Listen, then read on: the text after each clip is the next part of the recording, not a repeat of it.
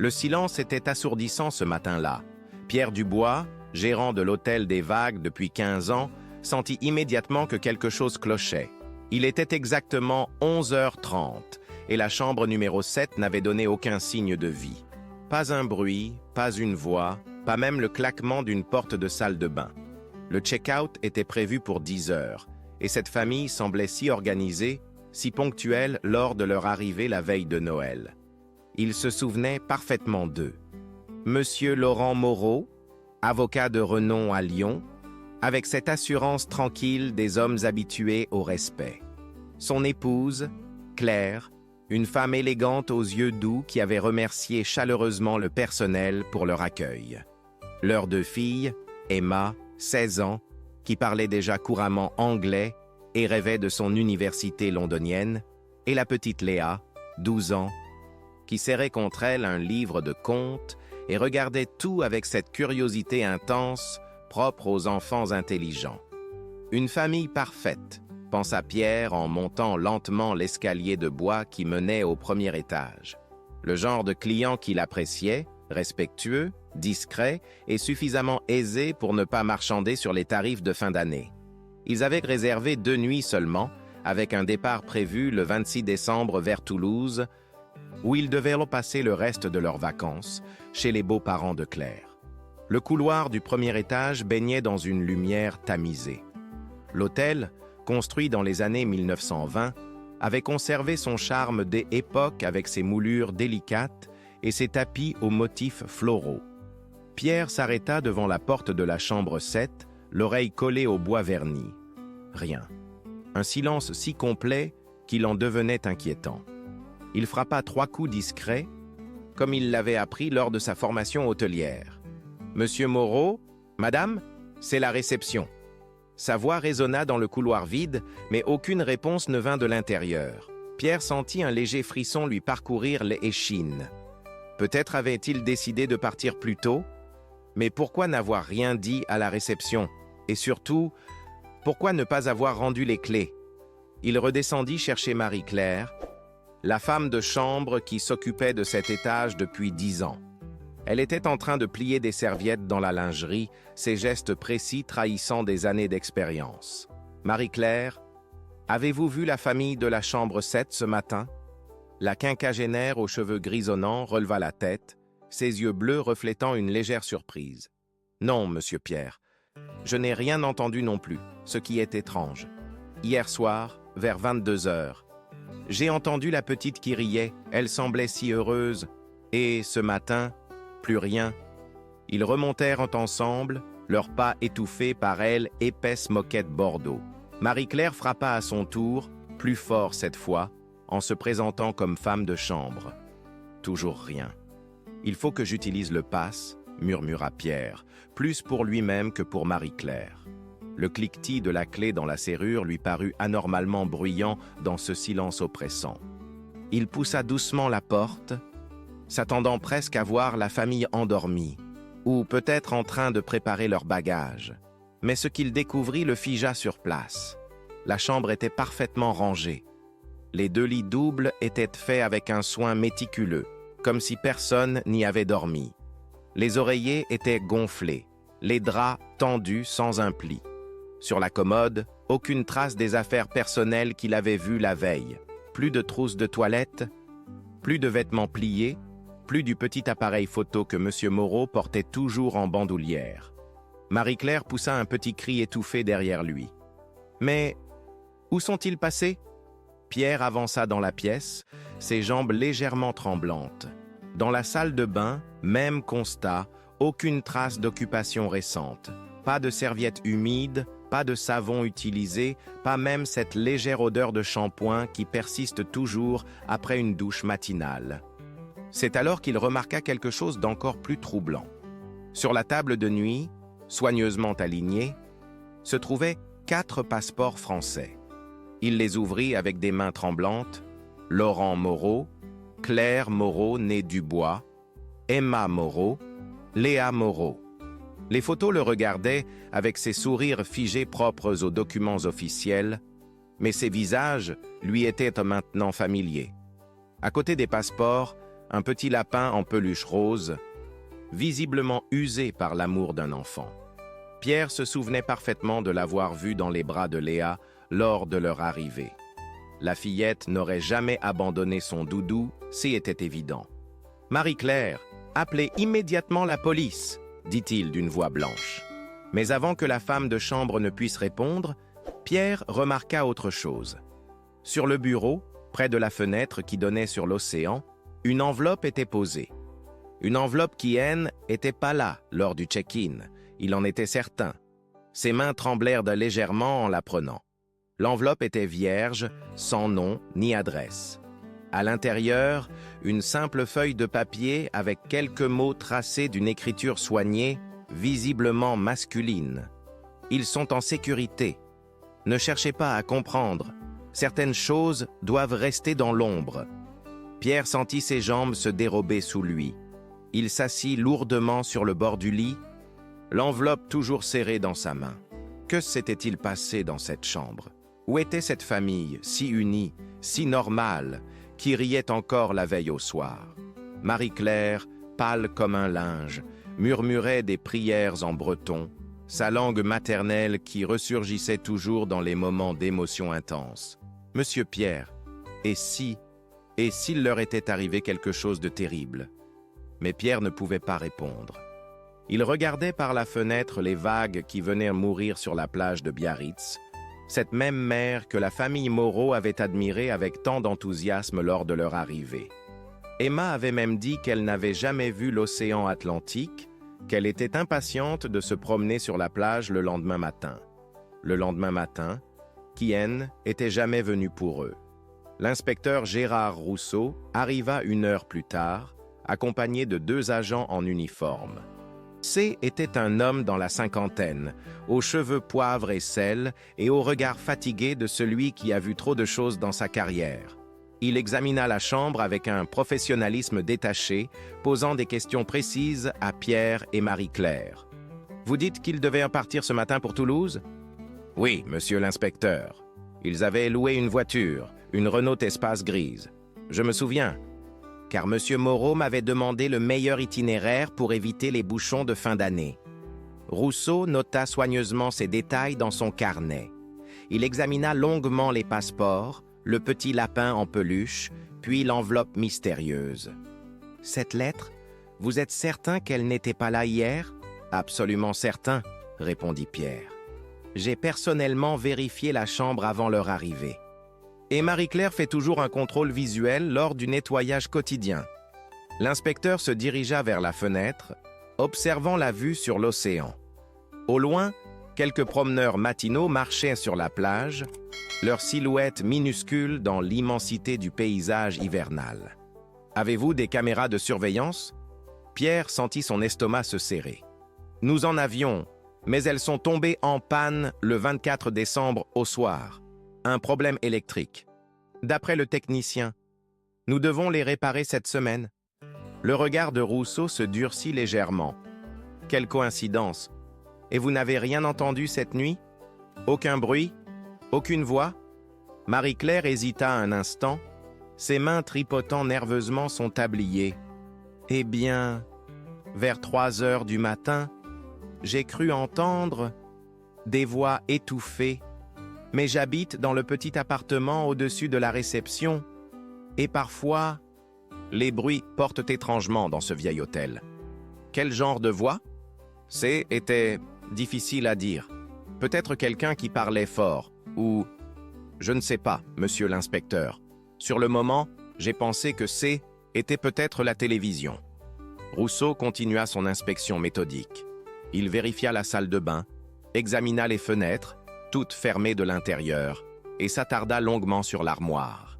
Celle-ci était vide. Mais on y devinait encore les traces rectangulaires laissées par des valises posées sur les étagères. Combien de bagages avait-il? 2 grandes valises et 2 sacs de voyage plus petits, répondit Pierre. Plus les sacs à main de madame et des filles. Et la voiture? Je vais vérifier le parking. Ils descendirent tous ensemble. Le parking de l'hôtel, situé derrière le bâtiment principal, était à moitié vide en cette période de fête. L'emplacement où était garée la Renault Espace grise était vide. Rousseau fit le tour du parking, examinant le sol, cherchant des traces de pneus ou tout autre indice. Mais l'asphalte mouillé par la pluie de la nuit n'avait conservé aucune trace utilisable. « Monsieur Dubois, je vais avoir besoin de tous les documents concernant cette réservation, ainsi que la liste complète de votre personnel de service cette nuit. » Pierre acquiesça, mais une question le taraudait. « Inspecteur, pensez-vous qu'il soit arrivé quelque chose de grave à cette famille ?» Rousseau rangea son carnet, son expression restant neutre et professionnelle. « Pour l'instant, nous traitons cela comme une disparition volontaire. Il arrive que des familles décident de partir impulsivement, surtout pendant les vacances. Les tensions peuvent être fortes, les projets peuvent changer. » Mais sa voix manquait de conviction, et Pierre ne fut pas dupe. L'inspecteur était aussi troublé que lui par cette disparition étrange. « Et la lettre ? Nous allons l'analyser, bien sûr. Mais gardez à l'esprit qu'il pourrait s'agir d'une plaisanterie de mauvais goût ou d'une tentative de brouiller les pistes pour couvrir un départ précipité. » Alors que les policiers s'apprêtaient à partir, Marie-Claire s'approcha discrètement de Pierre. « Monsieur Pierre, il y a autre chose que je n'ai pas dit à l'inspecteur. » Pierre se tourna vers elle, le cœur battant. « Ces derniers jours, j'ai remarqué un homme qui traînait souvent près de l'hôtel. Un homme grand, avec un manteau sombre. Il ne rentrait jamais, mais il regardait toujours vers les fenêtres du premier étage. Pourquoi ne l'avez-vous pas dit à l'inspecteur ?» Marie-Claire baissa les yeux, gênée. Parce que cet homme, je l'ai déjà vu ici. Il y a quelques mois, il avait travaillé comme homme d'entretien. Mais il était étrange. Il posait trop de questions sur les clients, sur les horaires. Monsieur Ferrand l'avait renvoyé au bout de 2 mois. Pierre sentit un frisson glacé lui parcourir l'échine. Ferrand était l'ancien gérant, parti à la retraite l'année précédente. Il n'avait jamais mentionné cet employé problématique. Comment s'appelait-il? Je ne me souviens plus exactement. Michel quelque chose, ou peut-être Maurice. Il parlait peu, gardait toujours sa casquette sur la tête. Cette révélation ajoutait une dimension encore plus inquiétante à l'affaire. Pierre réalisa qu'il devrait rappeler l'inspecteur Rousseau, mais une partie de lui espérait encore que tout cela était qu'un malentendu, qu'une explication rationnelle émergerait bientôt. Mais au fond de son cœur, il savait déjà que l'histoire de la famille Moreau ne faisait que commencer, et que les secrets de l'Hôtel des Vagues étaient bien plus sombres qu'il ne l'avait jamais imaginé. Le soir tombait sur Biarritz, et les lumières de la ville commençaient à scintiller comme des étoiles dans la brume hivernale. Mais dans la chambre 7, maintenant scellée par la police, régnait une obscurité qui semblait vouloir garder ses secrets pour l'éternité. 3 mois étaient écoulés depuis la disparition de la famille Moreau, et l'enquête officielle venait d'être classée sans suite. L'inspecteur Rousseau avait présenté ses conclusions avec cette lassitude résignée des policiers habitués aux dossiers sans fin. Départ volontaire suite à des tensions familiales, hypothèse renforcée par l'absence totale de traces de violence et le fait que la voiture avait également disparu. Les familles se déchirent de plus souvent qu'on ne le croit pendant les vacances, avait-il expliqué à Pierre lors de leur dernière entrevue. La promiscuité, les attentes déçues, les vieux conflits qui remontent à la surface, ils ont probablement décidé de tout recommencer ailleurs, sous de nouveaux noms. Mais cette explication ne satisfaisait personne, surtout pas Marguerite Moreau, la mère de Claire. Cette femme de 70 ans, au regard encore vif malgré la douleur, avait fait le voyage depuis Lyon pour rencontrer Pierre personnellement. « Monsieur Dubois », lui dit-elle de sa voix tremblante, des émotions. « Vous ne connaissez pas ma fille. Claire m'appelait tous les jours, sans exception, depuis qu'elle était mariée. Tous les jours, vous entendez? Même quand elle était en vacances, même quand elle était malade. Était notre rituel sacré. Jamais, au grand jamais. Elle n'aurait disparu sans me dire un mot. » Pierre l'avait écoutée avec une compassion grandissante. Marguerite lui avait montré des photos de Claire enfant, puis jeune femme, toujours souriante, toujours proche de sa mère. Elle lui avait parlé de Laurent, un homme droit et honnête, profondément attaché à sa famille et à sa carrière d'avocat. Il défendait surtout des causes difficiles, vous savez. Des gens sans moyens, des cas désespérés. Il ne pourrait jamais abandonner ses clients comme ça. Et Emma, ma petite fille, avait été acceptée à l'Université de Londres. Elle préparait son départ depuis des mois. Elle avait déjà acheté ses livres, choisi sa chambre universitaire. Comment peut-on croire qu'elle aurait renoncé à son rêve du jour au lendemain? Ces arguments avaient profondément marqué Pierre. Plus les jours passaient, plus il était convaincu qu'un événement terrible était produit dans son hôtel cette nuit de Noël. Mais que pouvait-il faire contre l'inertie de l'enquête officielle? La réponse vint sous une forme qu'il n'attendait pas. Marie-Claire frappa à la porte de son bureau par un matin pluvieux d'avril. Son visage portait les traces d'une nuit blanche et ses mains tremblaient légèrement. « Monsieur Pierre, il faut que je vous dise quelque chose d'important. J'ai menti au policier. » Pierre sentit son cœur s'accélérer. Il fit asseoir Marie-Claire dans le fauteuil face à son bureau et lui servit un verre d'eau. « Qu'est-ce que vous avez caché, Marie-Claire » La femme de chambre prit une longue inspiration comme si elle rassemblait son courage. « Cette nuit-là, la nuit du 25 décembre, j'ai entendu bien plus que des voix étouffées. Vers 3 heures du matin, j'ai été réveillée par des cris de femmes et aussi des pleurs d'enfants. » Pierre se figea. Pourquoi Marie-Claire avait-elle menti à la police? J'ai voulu descendre voir ce qui se passait, mais quand j'ai ouvert ma porte, j'ai vu Monsieur Ferrand dans le couloir de la réception. Il m'a fait signe de remonter immédiatement. Il m'a dit que ce N n'était pas nos affaires, que nous devions nous occuper de nos propres problèmes. Ferrand? Mais il était à la retraite? Je sais. C'est pour ça que j'ai trouvé ça bizarre. Qu'est-ce qu'il faisait là à 3 heures du matin? Et pourquoi m'empêchait-il d'aller vérifier? Pierre sentit un frisson glacé lui parcourir l'échine. Henri Ferrand, l'ancien gérant, avait toujours été un homme étrange, autoritaire et secret. Pendant les 15 années où il avait dirigé l'hôtel, il avait maintenu une distance froide avec le personnel et même avec Pierre qui était pourtant son adjoint. Marie-Claire, pourquoi ne pas avoir dit cela à l'inspecteur? La femme de chambre baissa la tête, honteuse. Parce que le lendemain matin, Monsieur Ferrand est revenu me voir. Il m'a expliqué qu'il était venu cette nuit-là pour récupérer des affaires personnelles qu'il avait oubliées dans le bureau. Il m'a dit que si je parlais de sa présence à la police, il raconterait que j'avais volé de l'argent dans les chambres. Vous savez comme ma situation est précaire. J'ai eu peur de perdre mon travail. Pierre était abasourdi. Cette révélation changeait tout. Si Ferrand était présent cette nuit-là, il savait forcément ce qui s'était passé. Mais pourquoi avoir fait pression sur Marie-Claire pour qu'elle se taise? Où habite Ferrand maintenant? Dans sa maison de campagne, près de Bidart. Mais, monsieur Pierre, il y a autre chose. Marie-Claire fouilla dans son tablier et en sortit une petite clé dorée. J'ai trouvé ça le lendemain matin, dans le couloir du premier étage, juste devant la chambre 7. Pierre examina la clé. Elle était petite, délicate, visiblement ancienne. Pas une clé de chambre d'hôtel, mais plutôt le genre de clé qui ouvrait un coffret ou une petite armoire. Pourquoi l'avoir gardée? Je ne sais pas. J'ai eu l'intuition que c'était important. Et puis, avec tout ce qui s'est passé, j'ai oublié de la mentionner. Cette découverte troublait profondément Pierre. Chaque nouvel élément ajoutait une couche de mystère supplémentaire à cette affaire déjà incompréhensible. Le soir même, Pierre décida de se rendre chez Henri Ferrand. La maison de l'ancien gérant se trouvait à une dizaine de kilomètres de Biarritz, perdue dans la campagne basque. C était une bâtisse ancienne, entourée d'un grand jardin mal entretenu où les mauvaises herbes avaient en pris le dessus. Pierre sonna plusieurs fois avant qu'Henri Ferrand n'ouvre enfin la porte.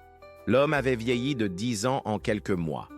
Ses cheveux étaient là complètement blancs, son visage creusé de rides profondes et ses yeux fuyaient constamment le regard de Pierre. « Qu'est-ce que tu veux, Pierre ?»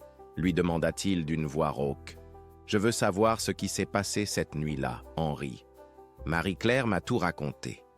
Le visage de Ferrand se décomposa.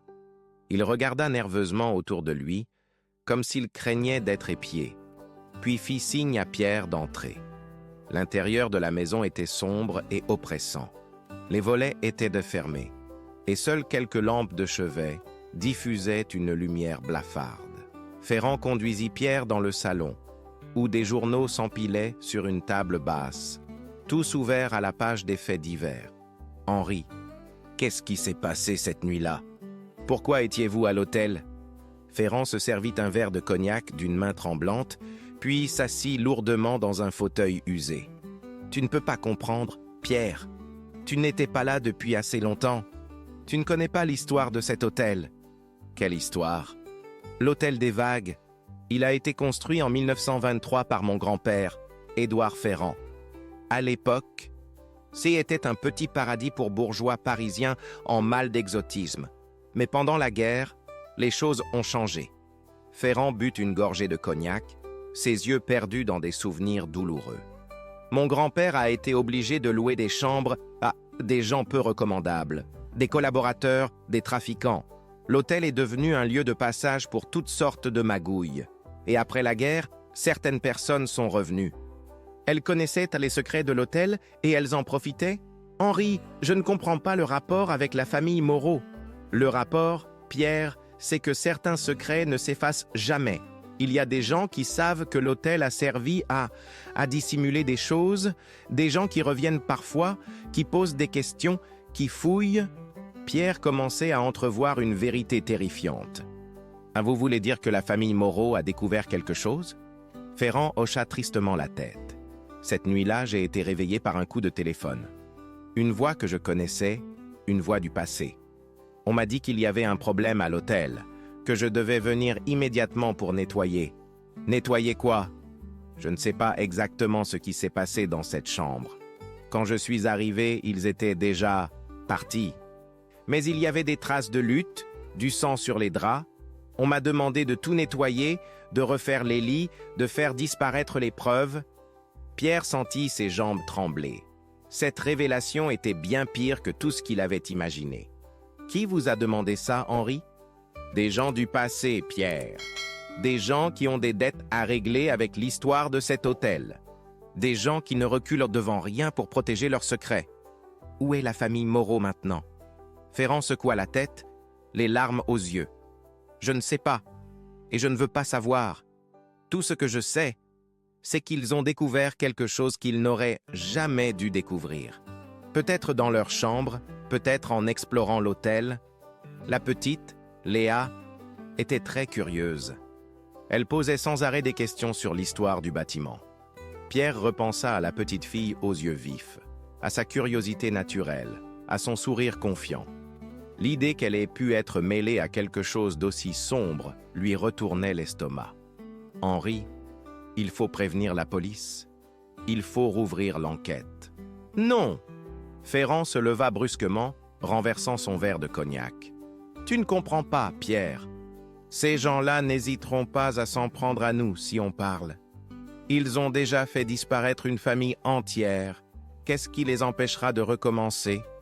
Pierre quitta la maison de Ferrand avec une sensation de nausée. Tout ce qu'il avait appris ce soir-là changeait sa perception de l'affaire, mais aussi de l'hôtel qu'il dirigeait depuis des années. Combien de secrets terribles ces murs dissimulaient-ils? Sur le chemin du retour, il repensa à la petite clé trouvée par Marie-Claire. Elle avait forcément un rapport avec cette histoire, mais où trouver ce qu'elle ouvrait? La réponse lui vint soudain, comme une évidence. Le grenier de l'hôtel. Cet espace qu'il n'avait jamais visité, que Ferrand lui avait toujours interdit d'explorer sous prétexte qu'il ne contenait que de vieux meubles cassés. Cette nuit-là, Pierre attendit que tout le monde soit endormi pour monter au grenier avec une lampe de poche.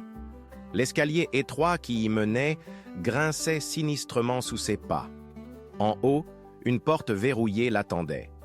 Il força la serrure avec un pied de biche, le cœur battant à tout rompre. Ce qu'il découvrit dans le grenier dépassa ses pires craintes. Des caisses remplies de documents, de photos, de lettres. L'histoire secrète de l'hôtel des Vagues S étalait sous ses yeux. Collaboration avec l'occupant, trafic en tout genre, disparition mystérieuse. Et au milieu de tout cela, un petit coffret de bois marqué d'initiales dorées. La clé de Marie-Claire ouvrait parfaitement ce coffret. À l'intérieur, Pierre trouva un carnet relié de cuir, rempli de noms, de dates et de montants.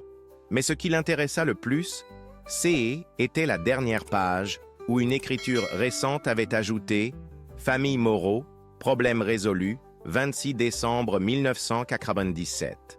En dessous, une adresse « Maison Bergeret, 800 mètres de l'hôtel ». Sous-sol sécurisé. Pierre referma le carnet, les mains tremblantes. Il savait maintenant où chercher, mais il savait aussi qu'il s'apprêtait à découvrir une vérité qui changerait sa vie à jamais. L'aube se levait sur Biarritz quand il descendit du grenier, le carnet serré contre sa poitrine. Dans quelques heures, il devrait prendre une décision qui engagerait son avenir, continuer à vivre dans le mensonge ou affronter les démons du passé pour rendre justice à la famille Moreau. Mais une chose était certaine, le silence de la chambre 7 allait bientôt être brisé. 10 ans écoulèrent avant qu'un nouvel élément vienne troubler la quiétude apparente de Biarritz. Pierre avait quitté l'hôtel des Vagues peu après sa découverte du grenier, incapable de continuer à vivre dans un lieu hanté par tant de secrets. Il avait tenté d'oublier, de se convaincre que certaines vérités valaient mieux être enfouies, mais le carnet de cuir noir ne quittait jamais ses pensées. C'est un matin de janvier 2008 qu'un appel téléphonique vint réveiller ses angoisses endormies. Au bout du fil, une voix qu'il reconnut immédiatement, celle de l'inspecteur Rousseau, maintenant retraité mais toujours hanté par les affaires non résolues de sa carrière. « Pierre, il faut que vous veniez immédiatement rue des Bergères. On a trouvé quelque chose. » La rue des Bergères. Pierre connaissait cette adresse, c'était exactement celle qu'il avait trouvée dans le carnet du grenier. Son sang se glaça dans ses veines. « Qu'est-ce qu'on a trouvé, inspecteur ?» Un ouvrier qui rénovait la vieille maison Bergeret a découvert une pièce cachée dans le sous-sol. Et dans cette pièce, Pierre, il y a un sac d'école avec des affaires qui appartenaient à la petite Léa Moreau. Pierre ferma les yeux, sentant le poids de 10 années de culpabilité s'abattre sur lui. Il aurait dû parler plus tôt, révéler ce qu'il avait découvert dans le grenier. Mais la peur, cette peur viscérale que lui avait transmise Ferrand, l'avait paralysé. 30 minutes plus tard, il se tenait devant la maison Bergeret, une bâtisse du 19e siècle qui avait connu des jours meilleurs. Les voitures de police étaient garées devant l'entrée et un périmètre de sécurité avait été établi. Rousseau l'attendait, le visage grave.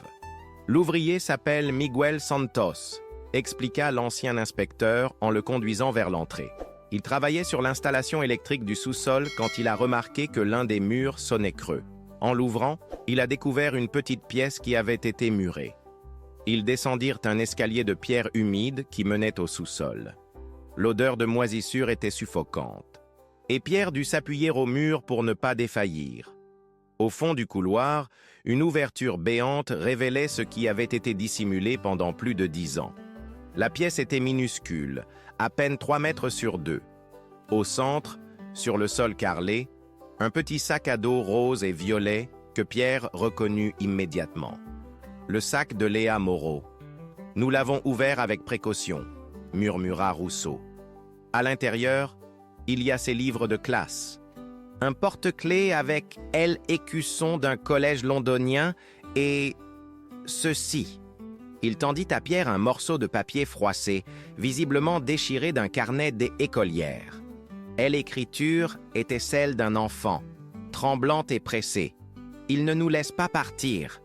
Papa a essayé de téléphoner, mais il a cassé le téléphone. Maman pleure tout le temps. Emma dit qu'il va nous emmener loin. J'ai peur. » Pierre sentit ses jambes se dérober sous lui. Ces mots innocents révélaient l'horreur vécue par cette famille, la terreur d'une enfant confrontée à l'incompréhensible. « Pierre, » dit doucement Rousseau, « cette découverte change tout. Nous savons maintenant qu'il s'agit bien d'un enlèvement. Mais cette pièce est trop petite pour retenir 4 personnes pendant longtemps. Ils ont été déplacés ailleurs. Inspecteur, il faut que je vous avoue quelque chose. » Pierre raconta alors tout ce qu'il avait découvert 10 ans plus tôt. Le carnet du grenier, l'aveu de Ferrand, l'adresse de cette maison. Rousseau, elle, écouta avec une attention croissante. son visage se durcissant à mesure que la vérité se dévoilait. Pourquoi ne pas avoir parlé à l'époque?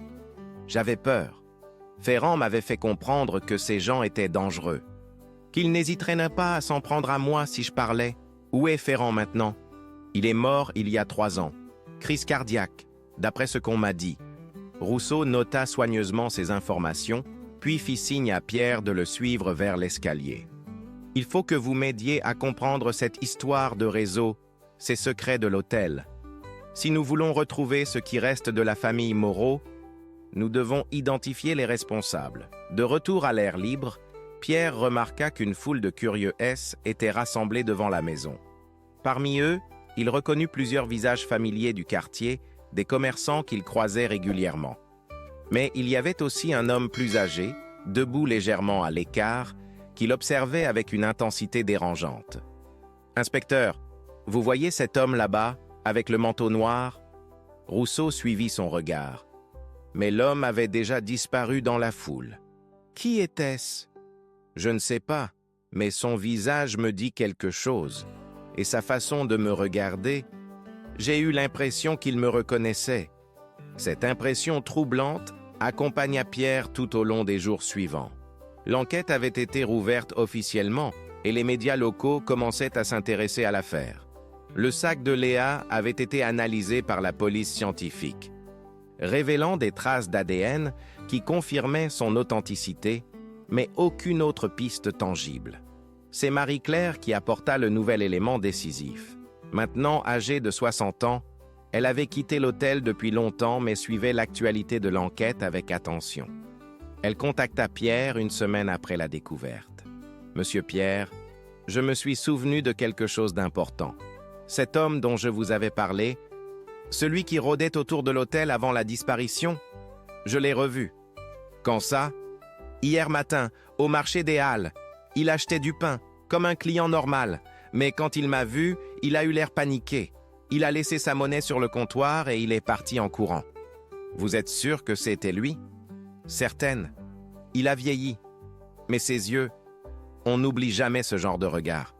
Froid et calculateur.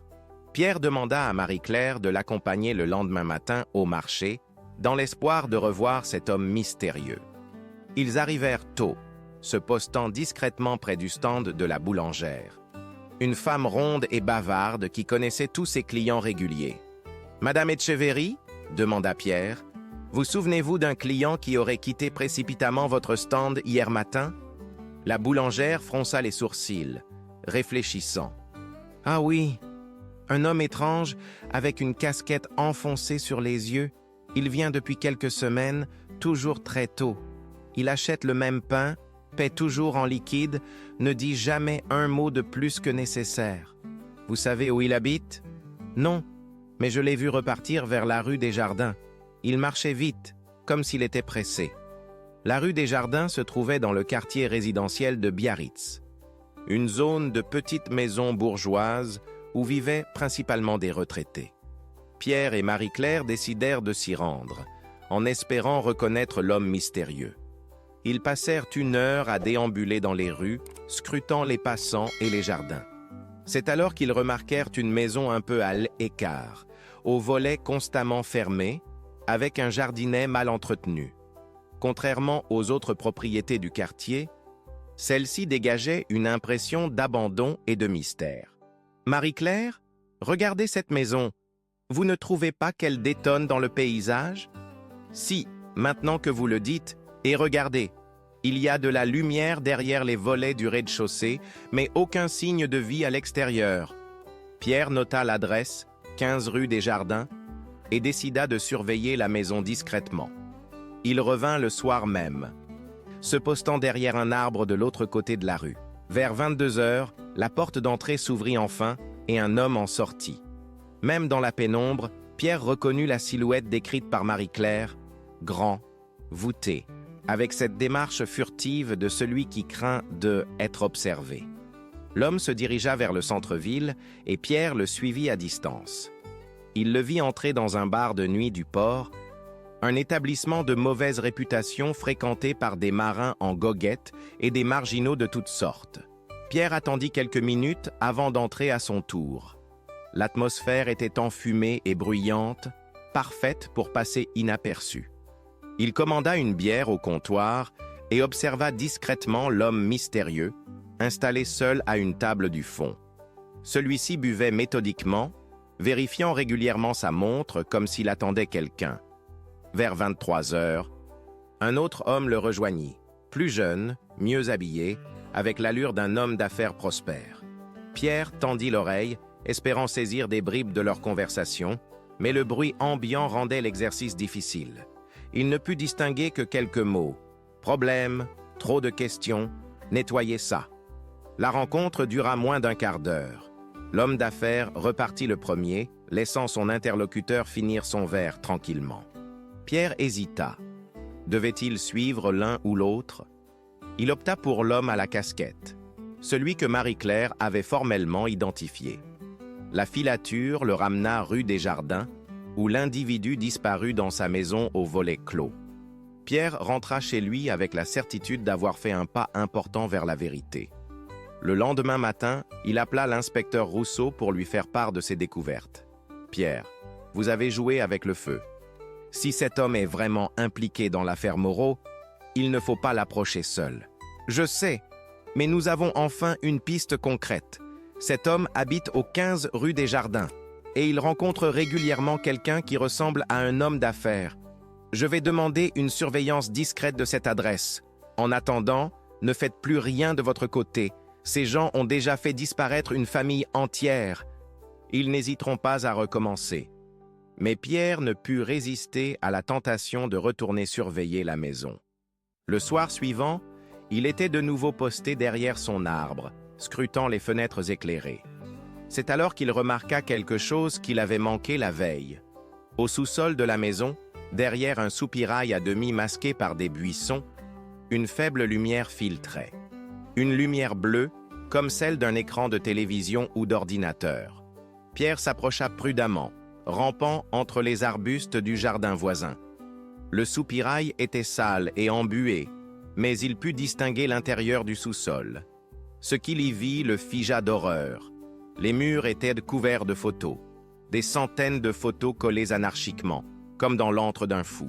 Et parmi ces photos, Pierre reconnut distinctement des clichés de l'Hôtel des Vagues, de la famille Moreau, mais aussi d'autres familles, d'autres visages souriants qui avaient peut-être connu le même sort.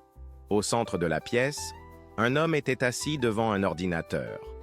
L'homme à la casquette, sans son couvre-chef cette fois, révélant un crâne dégarni et des traits émaciés.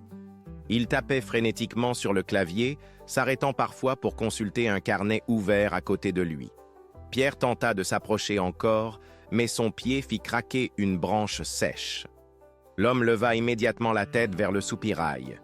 Leurs regards se croisèrent pendant une fraction de seconde, et Pierre y lut une froide détermination qui le terrifia. Il se releva et courut vers sa voiture, le cœur battant à tout rompre.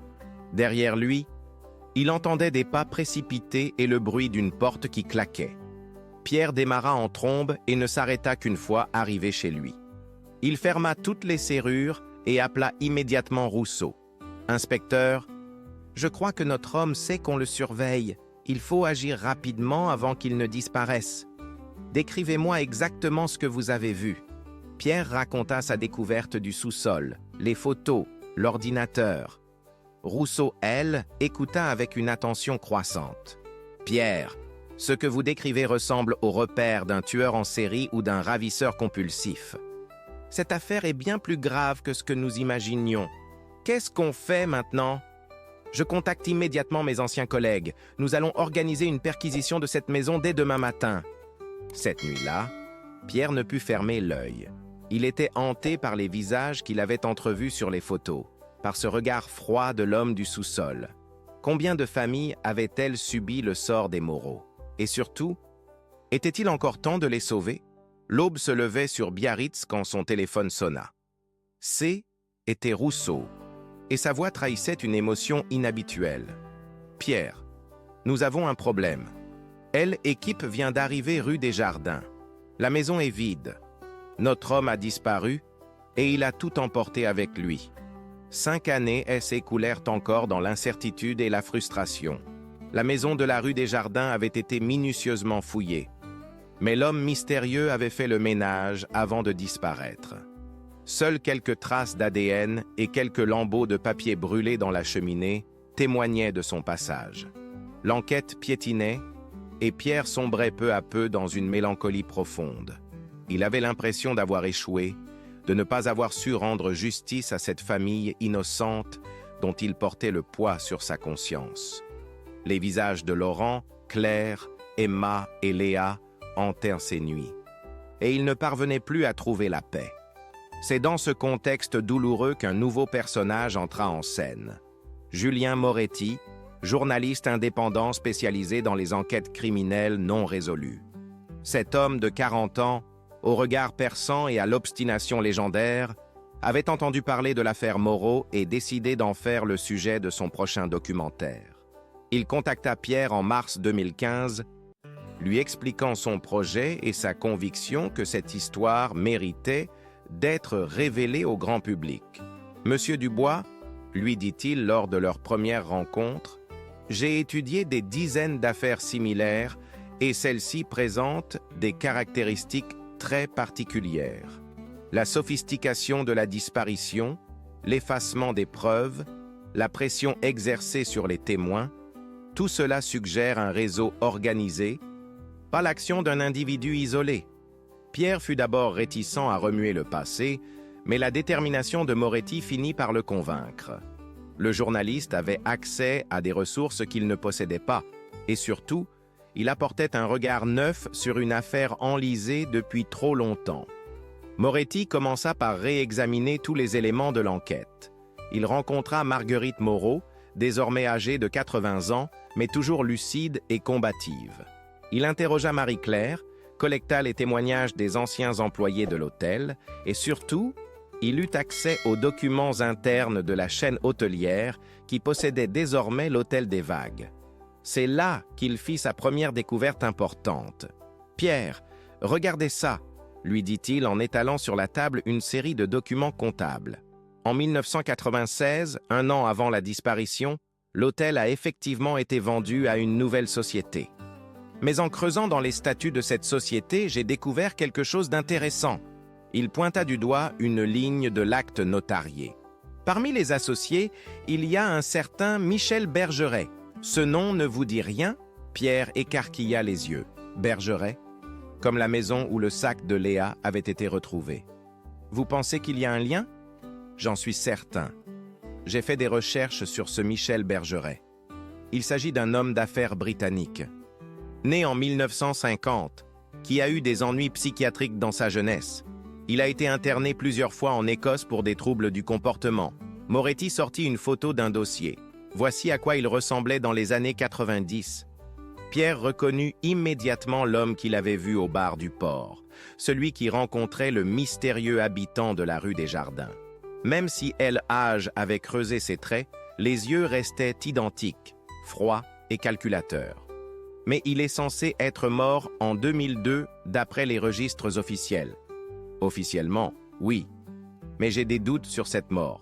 Aucune famille n'a réclamé le corps, aucune cérémonie n'a eu lieu. Et surtout, j'ai retrouvé la trace de mouvements bancaires suspects sur des comptes qui lui étaient liés bien après sa mort supposée. Cette révélation relançait complètement l'affaire. Si Bergeret était toujours vivant en 2015, il était peut-être possible de le retrouver et d'obtenir enfin des réponses sur le sort de la famille Moreau. Moretti décida d'enquêter directement en Écosse, sur les traces du passé de Bergeret. Il partit pour Édimbourg avec une liste de contacts et une détermination inébranlable. Pendant son absence, Pierre reçut une visite inattendue.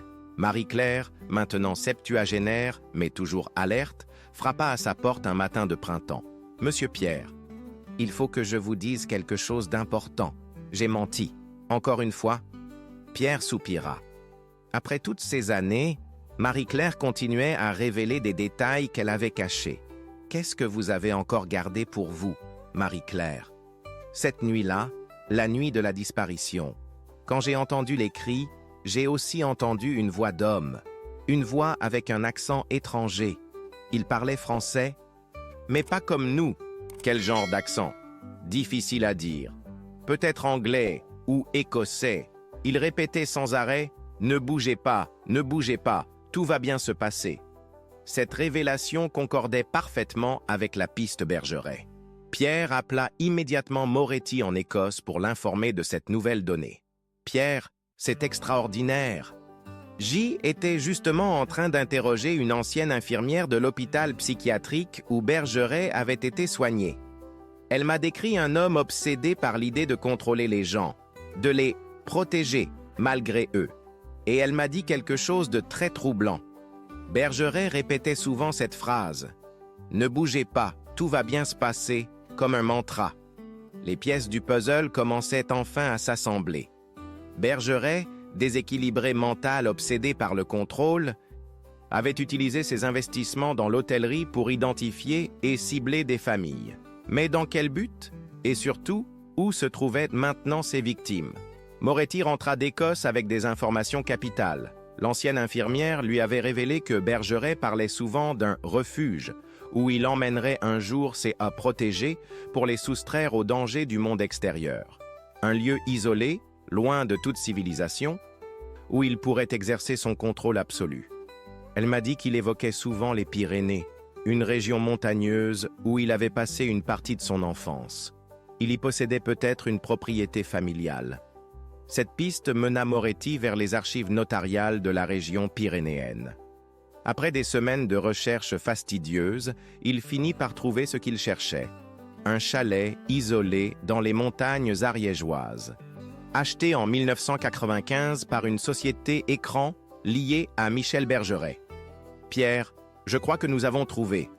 Le chalet se trouve à plus de 1000 mètres d'altitude, accessible seulement par un chemin de montagne. C'est l'endroit idéal pour cacher des gens. Mais s'il y détient la famille Moreau depuis 18 ans, dans quel état peuvent-ils être? Je ne sais pas, Pierre. Mais nous devons essayer. Moretti organisa une expédition vers le chalet avec l'aide de la gendarmerie locale. Pierre insista pour les accompagner, malgré les réticences des autorités. Il avait besoin de voir de ses propres yeux la fin de cette terrible histoire. Le chalet se dressait au bout d'un chemin défoncé, perdu au milieu des sapins et des rochers. C était une construction ancienne, aux murs de pierre et aux toits d'ardoise, qui avait dû être charmante autrefois, mais qui dégageait maintenant une impression de désolation. Aucun signe de vie visible, aucune fumée sortant de la cheminée. Les gendarmes encerclèrent le bâtiment pendant que Moretti et Pierre attendaient à elle écart, le cœur battant.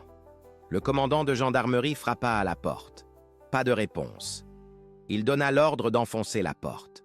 L'intérieur du chalet était plongé dans la pénombre. Une odeur de renfermé et de nourriture avariée flottait dans l'air. Au rez-de-chaussée, un salon aux meubles recouverts de poussière, une cuisine où des conserves périmées s'empilaient sur les étagères. Mais c'est au sous-sol qu'ils découvrirent la vérité. 4 cellules avaient été aménagées dans l'ancienne cave, fermées par des barreaux de fortune. Dans 3 d'entre elles, des matelas souillés et des chaînes fixées au mur témoignaient d'une captivité prolongée. La 4e cellule était différente. Plus grande, mieux aménagée, avec de vrais lits et quelques livres.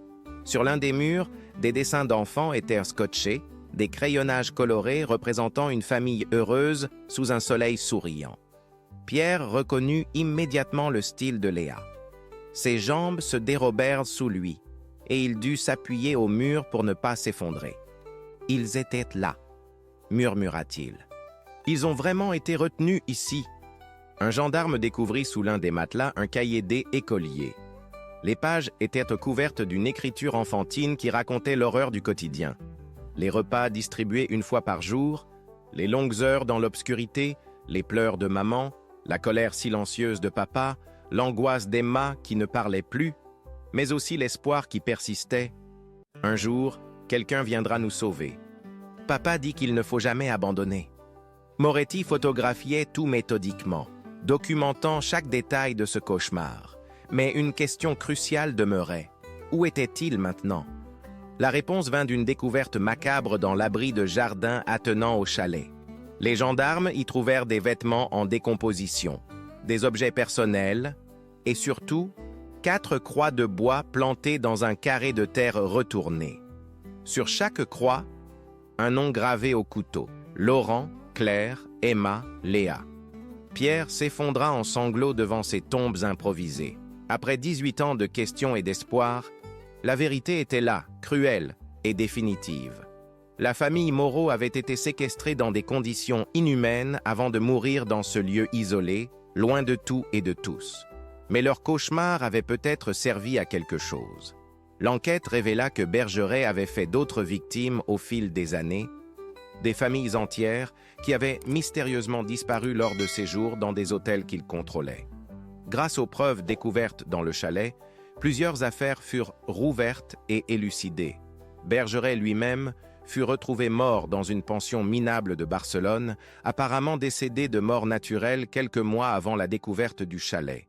Il avait emporté ses secrets dans la tombe, mais justice était enfin rendue à ses victimes. L'hôtel des Vagues fut définitivement fermé après ces révélations. Le bâtiment fut rasé l'année suivante et à sa place, la ville de Biarritz aménagea un petit jardin du souvenir dédié à toutes les victimes d'enlèvements non résolus. Pierre, maintenant âgé de 70 ans, vient s'y recueillir chaque 26 décembre.